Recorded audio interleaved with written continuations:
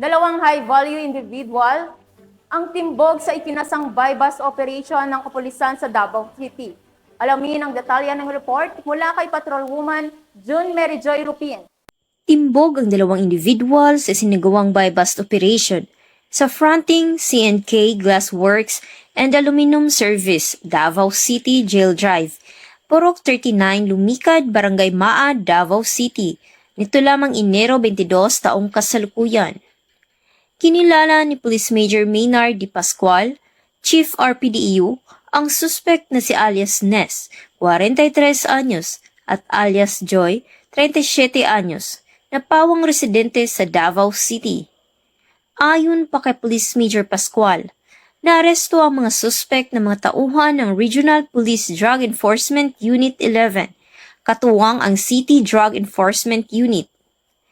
Dagdag pa ni Police Major Pascual, na-recover mula sa mga suspect ang 3 pakete ng hininalang shabu na humigit kumulang 7.8 grams na may standard drug price na 53,040 pesos.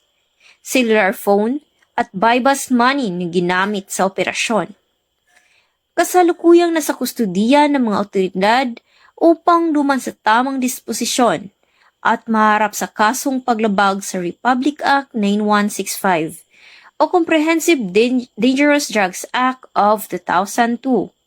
Samantala, ang laban kontra kriminalidad ay patuloy na pinapaigting ng Police Regional Office 11 sa pamumuno ni Regional Director, Police Brigadier General Leon Victor Zamora Rosete, alinsunod sa kampanya ng Bagong Pilipinas na panatilihin ang kapayapaan at kaayusan tungo sa pagsulong ng bansa.